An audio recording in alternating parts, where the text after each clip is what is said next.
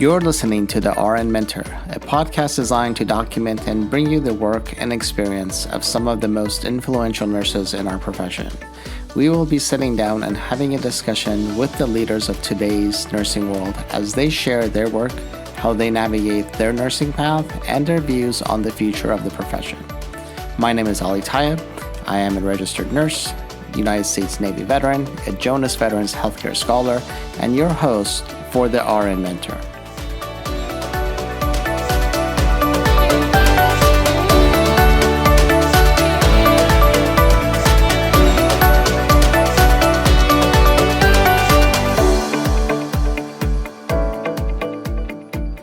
Hello and welcome to another episode of the RN Mentor podcast. I'm very excited to be joined today by Dr. Angie Millan.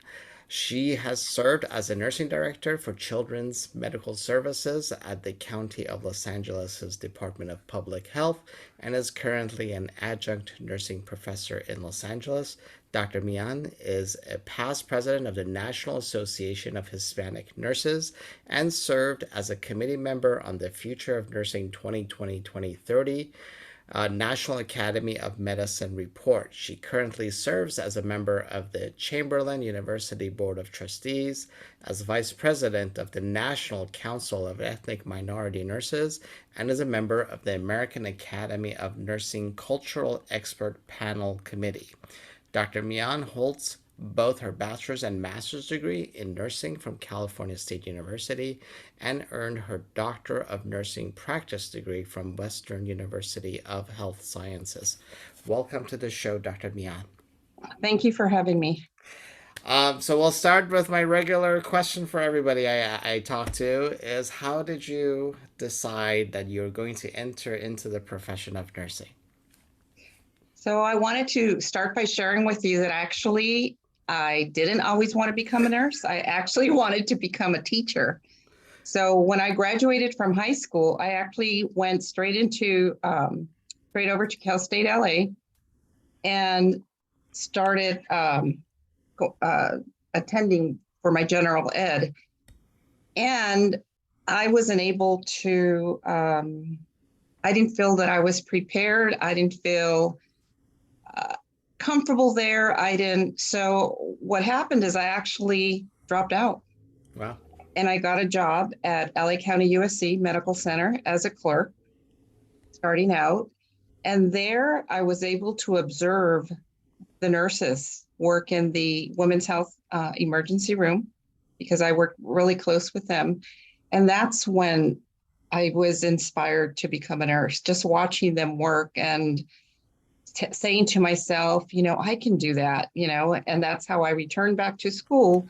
But I actually had to go back to community college to do my general ed because I felt more comfortable. I felt like I could do it there. So I did my prerequisites and at East LA College, and then I applied at LA County School of Nursing. And really my whole life has been surrounded by LA County. So that's how I became a nurse. And later I went on and went back to Cal State LA to get my bachelor's and my master's degree.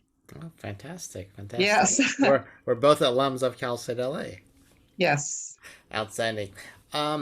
So tell me a little bit more about why you felt uncomfortable when you initially started your career path at Cal State LA. I did not feel prepared. I had no one to reach out to guide me. I was the first one in my family to attend college. No one in my family had ever attended. I couldn't speak with my parents. I couldn't speak with my older sister. I hadn't really made any strong relationships. I felt very alone. Wow. And when I say I didn't feel prepared is, for example, we would be in class and you would have to prepare a speech and go up there. And I just felt so terrified looking at this class, because it just normally didn't look like the high school that I just came from, where we all looked the same. Right. I graduated from Garfield High School, and there I felt very challenged and I felt very intimidated. Oh, that's amazing. But you felt comfortable at the community college you went Yes. to. Is that because of the population it was serving, I or? Now, when I think back now, I believe so because the majority, and maybe, yeah, because I went to school in the evening because I worked during the day. So when I returned, so it was a whole different population. Right. The majority of them were working just like me, and the majority of them were Hispanic. And, things have changed a lot, but uh, back then for me, that's just the way I feel. And I haven't shared this story with a lot of people. People ask me, where'd you graduate? And what you just finished reading. And I really had to think back. Did I, how did I get into nursing? How did it start? And it started at when I was working as a clerk at LA County USC. That's amazing. I it's strange. Like a few people I've had on the show started out as clerks at a usually a medical center or a hospital, including well, I was a corpsman in the Navy for 10 years, but then my first job, actually my second job out of the Navy, was I was a ward clerk for one of the Um, Kaiser facilities. And I worked there for a few months, not very long at all, just because of scheduling purposes. But that's a whole different story. yeah. Uh, but, but yeah, but it's those individuals, those interactions, and those experiences that we have Yes. with nurses that a lot of time recruit future nurses into the profession. It's very interesting that you talked about seeing people, because this season's of the podcast is dedicated to equity, diversity, and inclusion. And you mentioned not feeling, necessarily belonging just because you didn't necessarily see people that looked like you. And it's one of the reasons I use these podcasts in my courses, because I want to make sure that my students see people that look like them on in the world of nursing, really being influencing where the nursing profession is going. So before I get into all that though, but you went on to get your graduate degree and your doctoral degree. What were the influencers that pushed you towards getting those degrees as you were in the profession of nursing? Right. So some of it was internal myself. Once I felt more confident when I graduated from the School of Nursing, and I bonded with some of my friends because at Cal State, when I had started the first time at Cal State LA, I wasn't able to quickly make friends, and we kind of encouraged each other. I want to continue. I keep hearing in the nursing world that we are not to stay here with our ADN or diploma RN. We need to continue on and get our bachelor's degree and so forth. So I myself felt very motivated, but I think what helped me is that I had a friend who I was an OB, she was a pediatric nurse, and we said we're going to go ahead and continue together. So we bonded, and we were able to help each other with classwork. And for example, she did not have a shy bone in her body. She was Latina too, but she was this tall Latina, and she felt very confident in speaking, and I felt very confident in preparing the coursework or reading and writing and so forth. So together we made a good team. So that's how we got through with our bachelor's, and then we told each other we need to continue. I'm going to get my women's health nurse practitioner. You're going to get your pediatric nurse practitioner, and we continued on together. That's amazing. And I'm sure you're still connected with that person. Actually, my friend passed away. Oh, I'm Yeah. so sorry. Yeah. I'm so That's why I sorry. said she was. Yeah. But I think that's what got us through. And I know we're going to talk about a NAHN, our organization as well. And as soon as I became a nurse, I quickly joined that organization too, where you get lots of inspiration and motivation to continue. Just like you said earlier, you see people that look like you and look at how advanced they've come, look at their career, and hopefully if they can do it, I would tell myself, you can do it too. That's great. That's great that you had that support system as you went along that journey. Now let's go back to sort of the inclusion piece of how much you felt a part of the system, or didn't feel part of the system. I just want to explore this with you a little bit, Okay.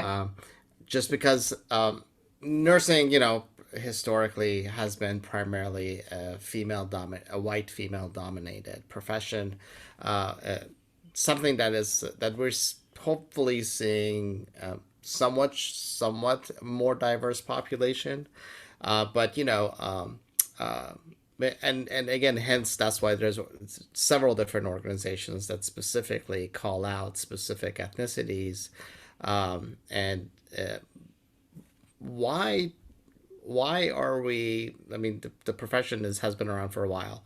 Why Right. has it taken this long for a profession of nursing, do you think, to kind of say, oh, we're not diverse enough, and we're not necessarily representing the populations that we are serving? Why do you think that is?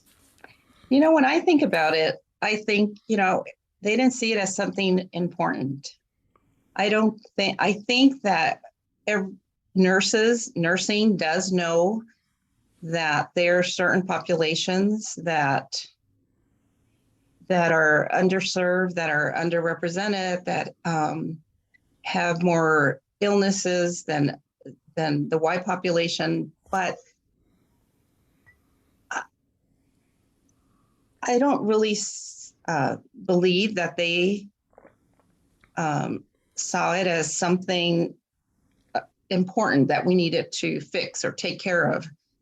And I really believe that most recently, with all of the different incidents that have occurred in the last few years, starting with the pandemic, where it was actually put right in our face what populations were dying and what was causing them to die.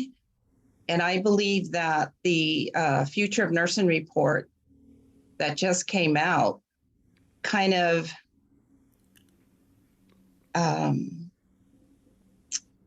further showed evidence that yes, we when it comes to health and healthcare, we don't get equal access. We don't get the same quality outcomes that all of us everyone should automatically get. Right. And I think that hopefully, because I do see a lot of movements in many organizations and many places, they're bringing in I keep hearing they're bringing in a new DEI director. They're developing their mission statements, but then in back of me, I start thinking, okay, so how is this going to continue? Or Yeah. is the movement? I think it's a movement that's happening right now, Yeah. and is it going to continue? That's what worries me. Yeah. It's interesting you bring that up because I was actually just speaking to one of the guests that's going to be on later on in the season, um, about a similar thing, about how the nursing has, it's I think what you're addressing is sort of, is this just the flavor of the month, right? Yes, yes. Is this the new thing that we're going to, like, every conference is diversity, equity, That's inclusion? all you hear.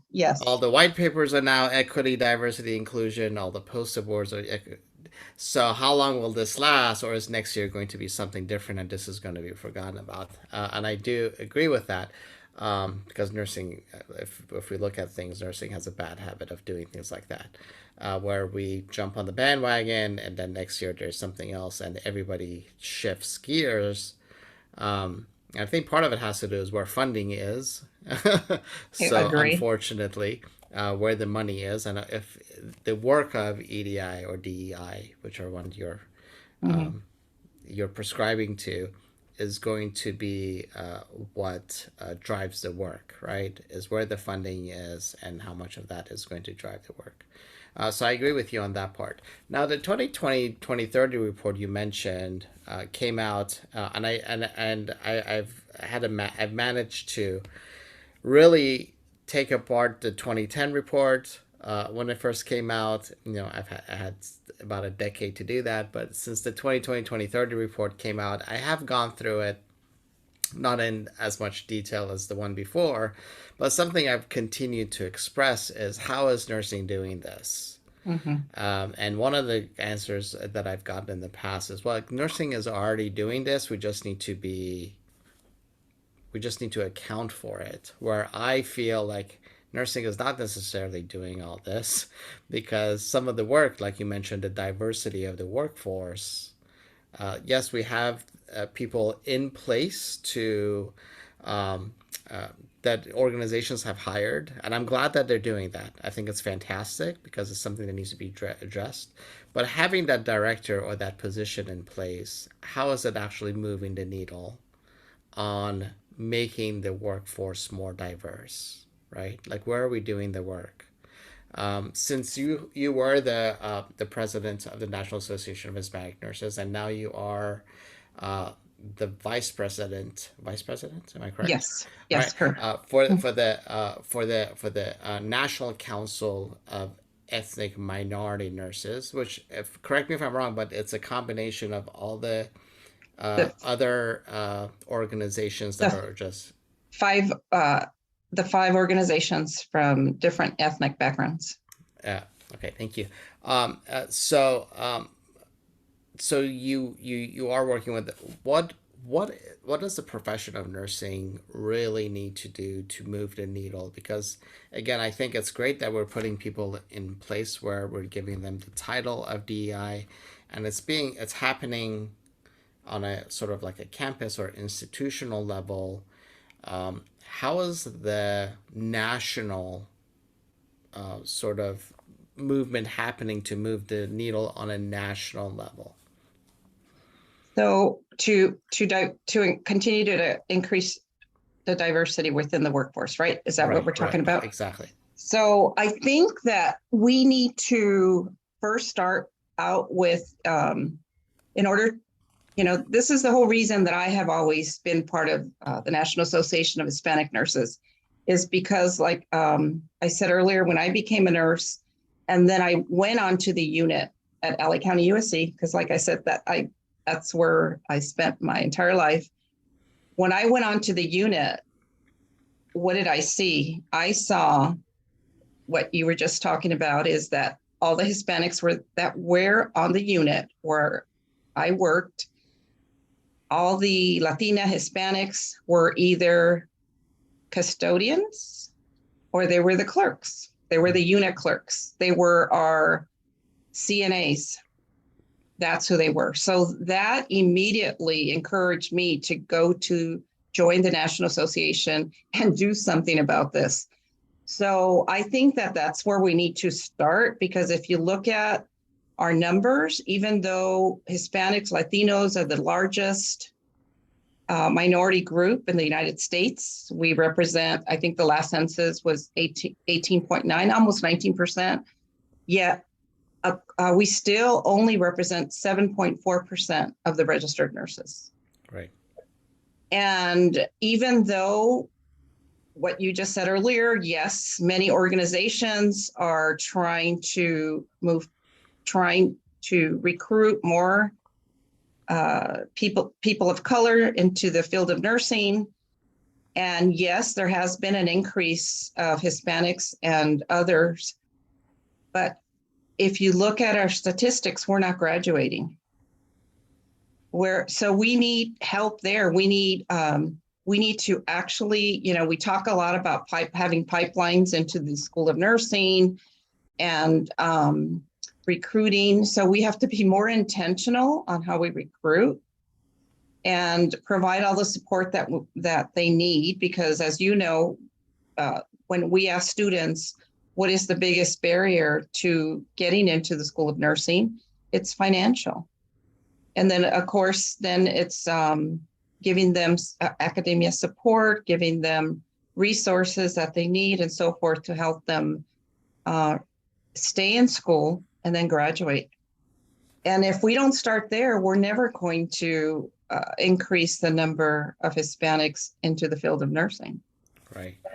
I agree.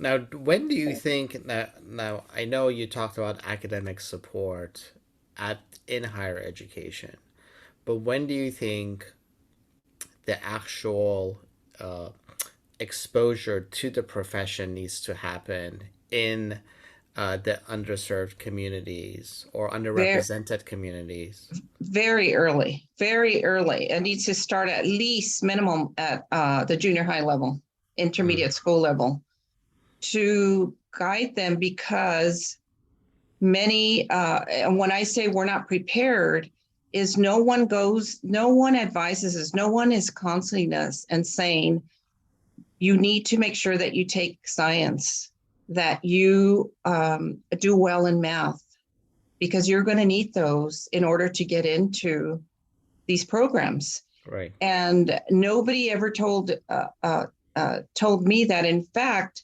usually when you go to a counselor in high school, they're either are not aware, they don't have the information, because we've done a lot of career days in high schools, and the teachers themselves, and they tell us, the counselors don't know all this information here that you're telling us that these students are going to need in order for them to get into a school of nursing. They haven't taken they haven't focused on any of those courses that they need. And so if the counselors, the teachers don't know how to advise them, then how do they get this information? Very true. And then Yeah. I wonder too, Dr. Type, I wonder sometimes, so how are these other students, the white students, getting this information? I don't understand. I don't understand.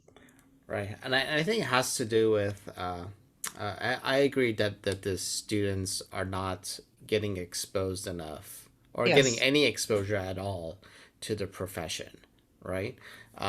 Because if you look at it, they'll go to uh, doctor.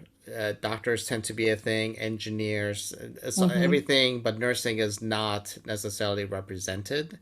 And I think it has to do with the lack of information within the school systems of what nursing actually requires. Because we have probably, I mean, admission systems, that's a whole nother Yeah. animal that needs to be addressed of how are we admitting students into programs.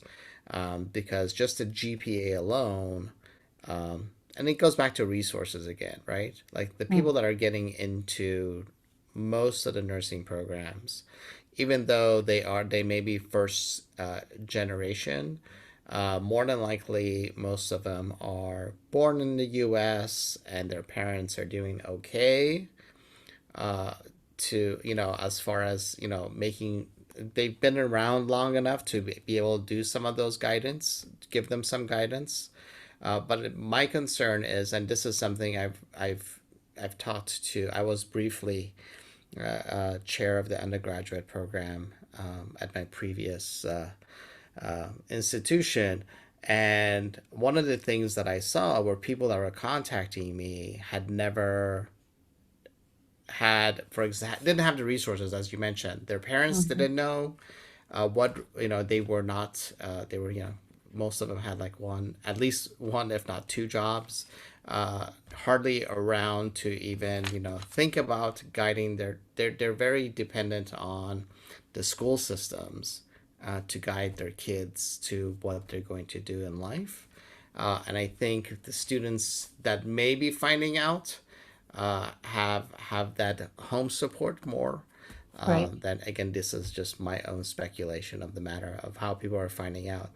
I know. I mean, my own daughter, she's 13, but she'll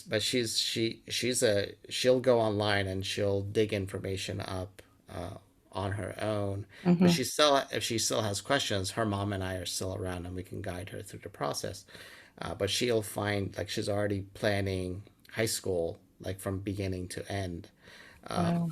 So I think it really has to do with the availability of that guidance, which is often missing. And I agree with you. I think it needs to start in junior high Right. because by the time they get to the university, it's almost too late, Right. right? Right. Because they have to go in, they have to have some kind of background, even with entrance exams, and some schools are now getting rid of the SATs, but even the SATs and all of that. I think there's a process and thinking about where the money's going to come from. All this stuff that Right. is just not being shared enough, in my Right. opinion. So thank you. I appreciate that. I appreciate your input on that.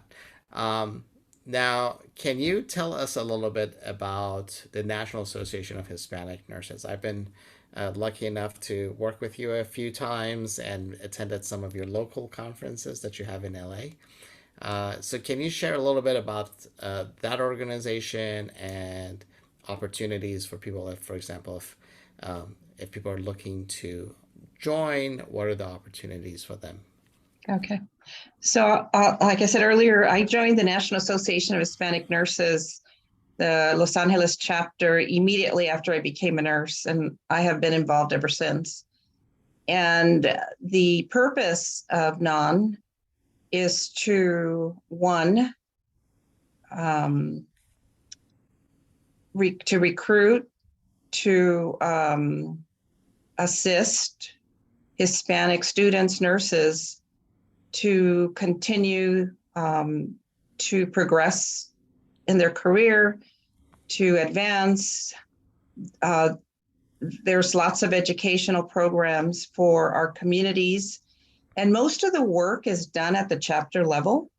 National is kind of like the umbrella, but the sometimes they'll get the large grants and then they'll distribute them to the chapter so that they can go out and do this work. And I can give you one example of one of the grants that I received when I was at president. And it was an NIH grant for, I believe, $1.2 million to help increase the number of Hispanic nurses into the field of nursing. And at that point, I think we only represented maybe like 3.5, 3.7%. That was back in 2012. So what I did is it was a 5-year program. And what we did is we did something similar to what you're doing here is we interviewed, we did videotaping of students and asked them, what were your challenges? What were your barriers? And how did you solve them? So we did various different topics. And we would put them on those free radio stations to kind of put out messaging. And so every year at every conference, we would recruit students throughout the country because that's where all of the chapters, I think right now we have maybe 44 chapters. We get together once a year. So that was a great opportunity for me to interview maybe 20 students at a time. And then from there, we developed the presentation on that we use to go out to the schools and speak to the students either in high school or at CNA programs and let them know what the field of nursing is about, that it's a career, how do they prepare? What does it cost? What are the benefits of becoming a nurse and so forth? And that program, it was the presentation is I'm hoping that it's still currently used throughout all the chapters and so forth.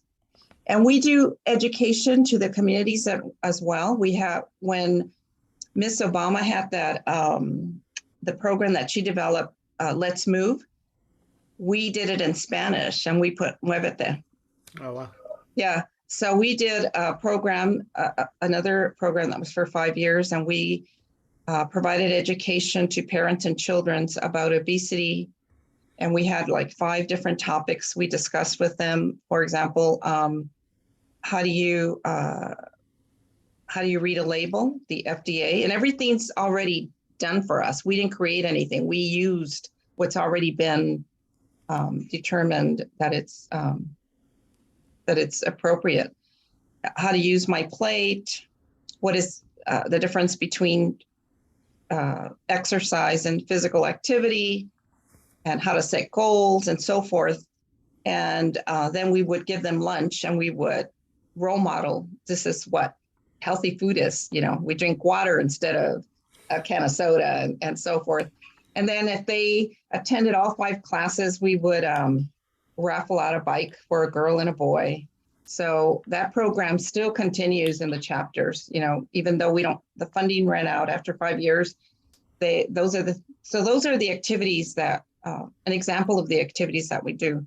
But for someone, like I said earlier, that's already a nurse and wants to help, these are the types of programs and activities that they can help us. And we needed a lot of help because, like I said earlier, the high schools need this information. The CNA programs need these informations, because I really believe that the CNA programs or the medical assistant programs can be a pathway into nursing, because they're already dedicated, caring members of society, that care for people. And you see it when you go to the physician's offices. Yeah. Now, we sort of touched on this, but some of the barriers to individuals going into nursing is money and time. Yes. Time's a big one. Time's a big one, especially the students. I remember when we asked, one of their biggest challenges was, especially with Latinos, we are supposed to be at everybody's party, at everybody's birthday, at all the family gatherings, right? Right. And they would say, they're mad at me. They won't talk to me because I can't go anymore.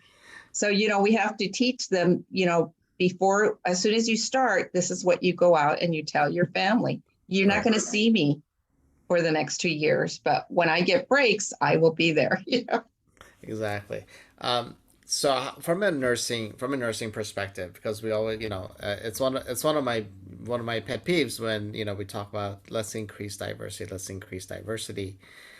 Same thing, when we talk about graduate, like increasing PhDs and bachelor's degrees and all this stuff that came out of the 2010 report. How do we do this when the funding isn't supporting what we need to do? Because institutions, for example, some institutions will have like tuition reimbursement. I know there's some organizations I'll just go ahead and name them. Kaiser, for example, has, through their Ben Hudnall, they have money that they'll buy out a day of working or something like that. So that's a little bit of time, a little bit of money. But when we talk about, something like a bachelor's degree, 1 day a week is not going to cut it, right? So from a profession that is trying to diversify the workforce, just encouraging people to do it isn't going to work, right? Or if I can buy out 1 day out of your thing, it's fantastic. It's an extra day that I didn't have. But it's not. How does the healthcare profession really invest and pay the nursing workforce to diversify, right? Because that's really what we need to do. We need to provide time and money because those are Right. our two big barriers. It's not necessarily people don't want to become or come into the profession, but when those two obstacles are there, it becomes problematic. So how do we address it from a I don't want to just put it on nursing, but from a Yeah. healthcare profession perspective. I think it has to be our employers, our organizations. They're the ones, there are programs.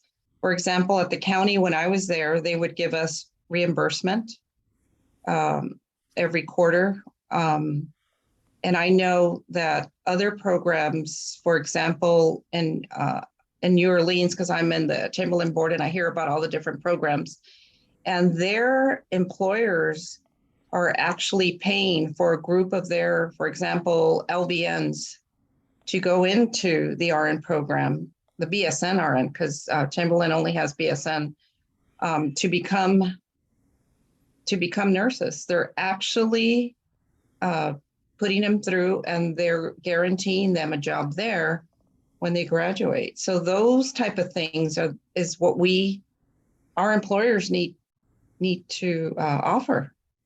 Yeah. If they really want, you have to be intentional.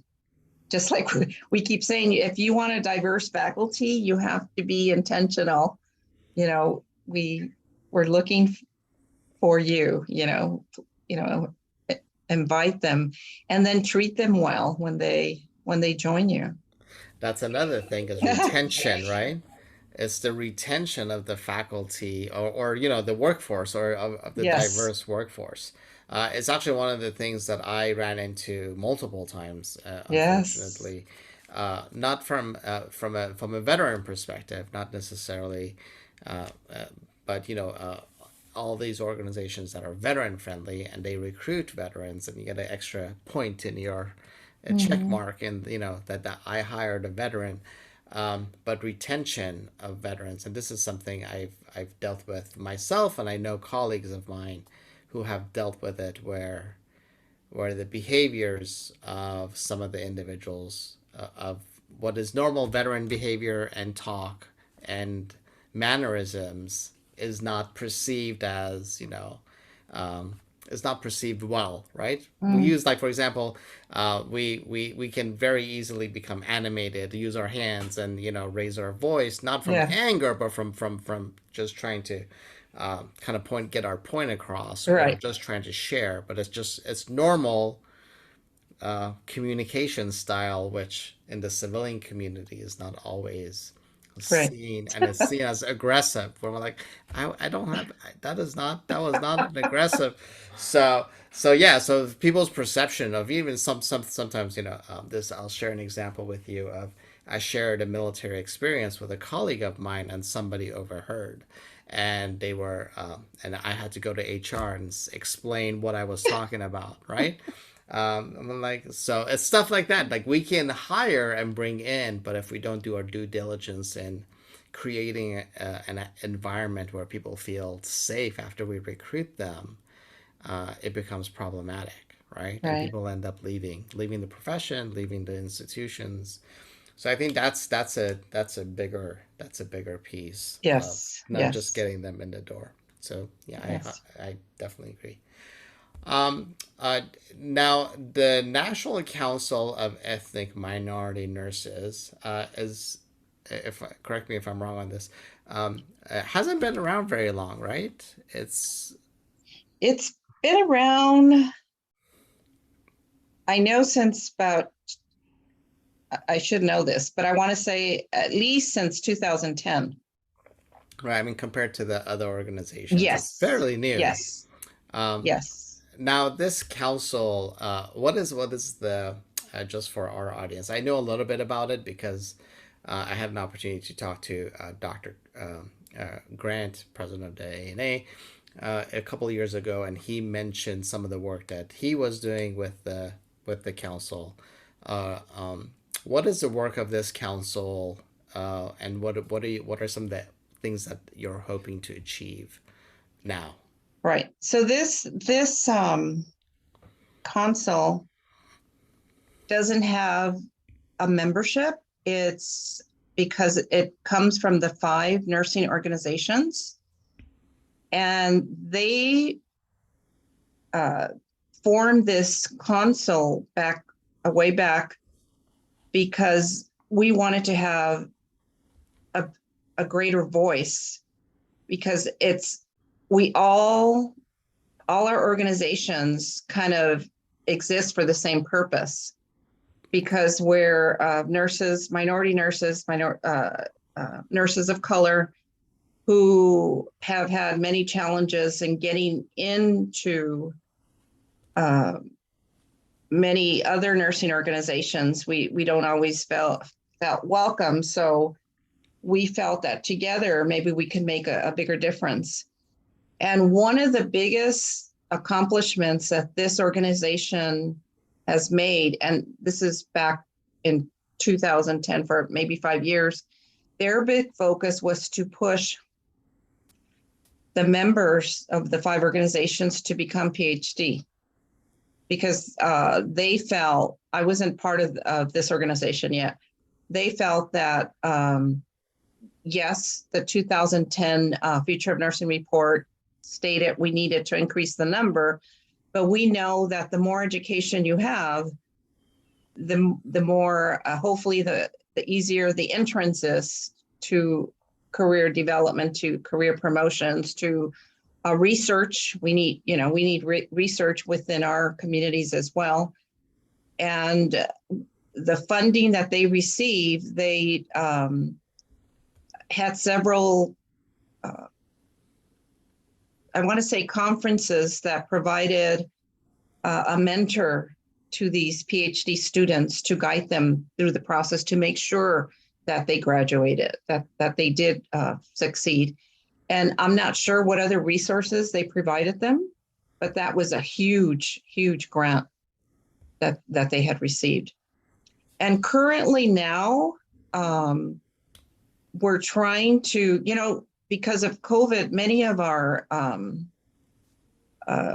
activities kind of fell through. People weren't meeting. So we're trying to get it back going again. And we're our focus is a policy. What are the organizations? What are we doing to move some of these policies and advocate for our communities? So we're planning a summit, and it's all dedicated to advocating for policies and moving all this work that we continue to speak about forward, because many changes that need to occur have to be made by policies, right? Right, absolutely.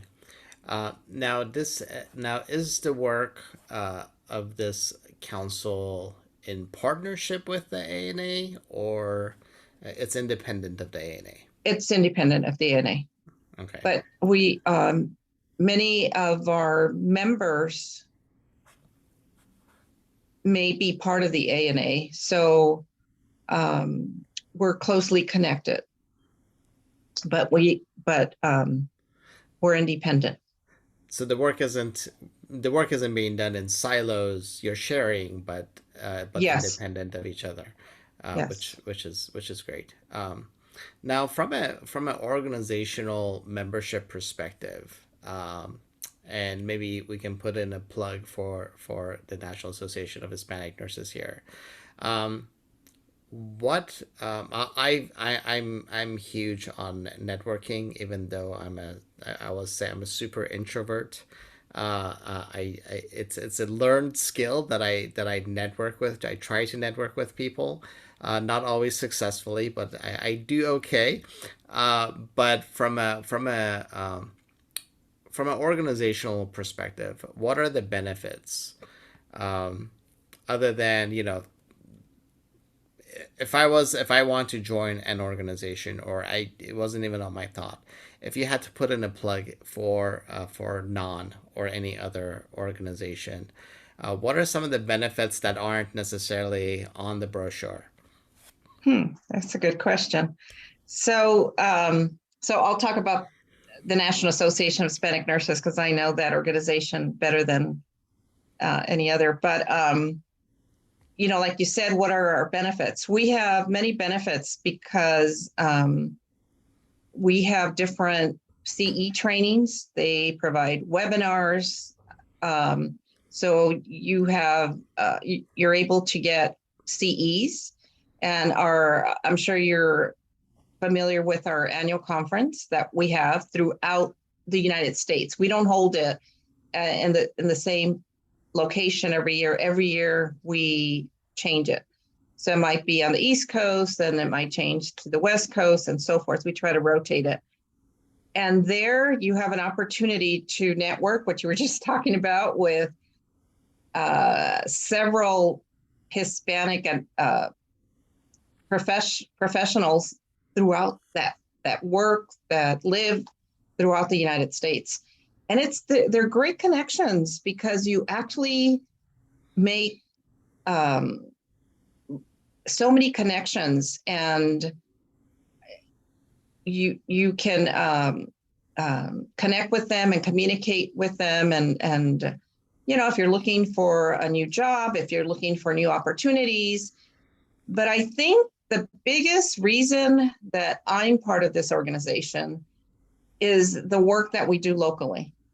The work that we do locally, where for example, like if I myself said, okay, I'm going to go knock on this school's door and ask them to let me talk about nursing, they won't as easily accept me if I come and say I'm part of the National Association of Hispanic Nurses, and this is one of the things that we do. We have this curriculum, we have everything, and it opens doors so that I can go in there and talk about nursing, trying to recruit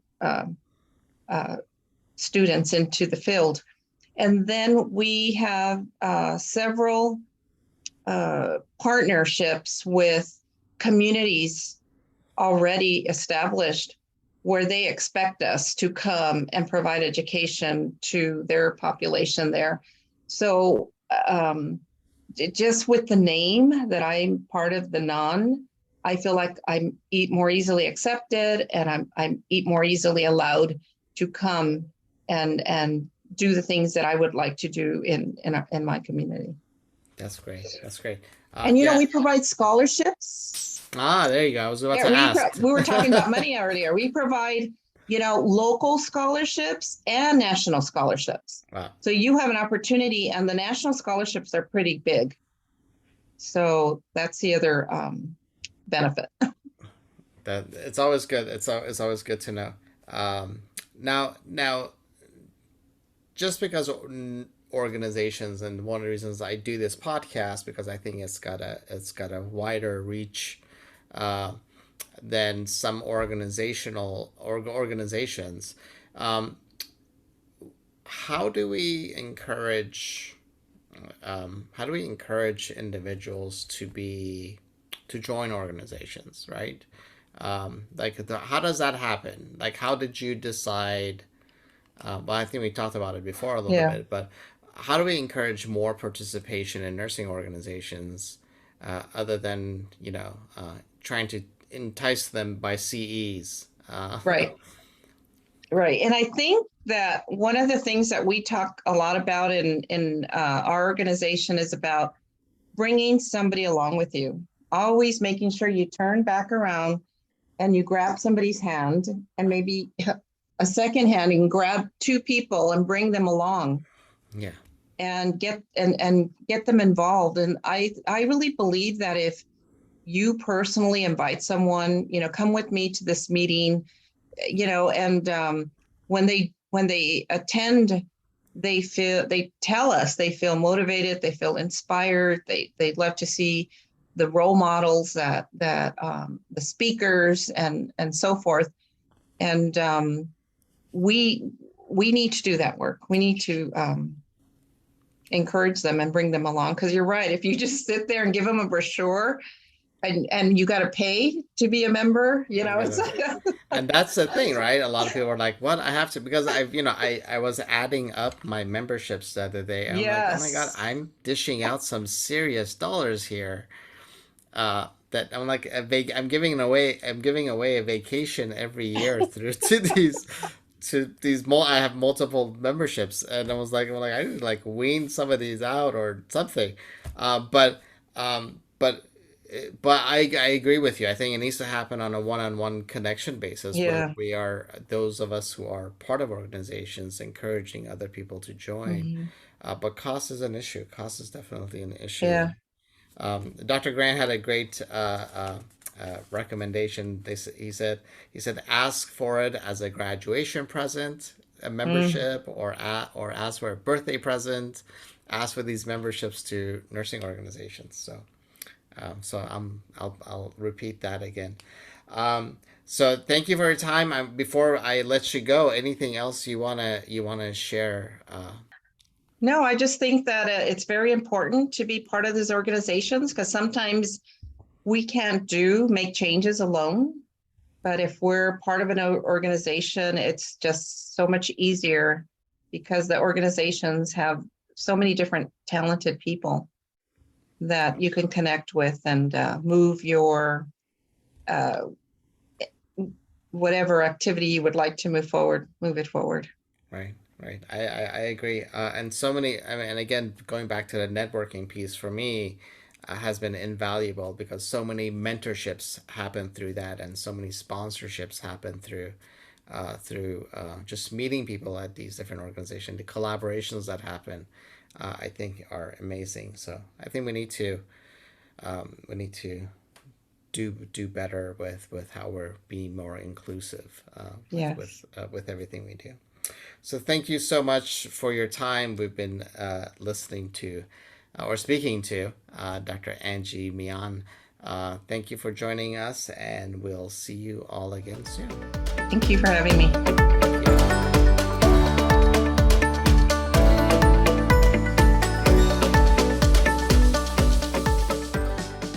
You've been listening to the RN Mentor with your host, Ali Tayeb. Please don't forget to visit www.alirtayeb.com. That's www.alirtayeb.com for podcast notes and resources, and don't forget to subscribe. Until next time, I wish you fair winds and following seas.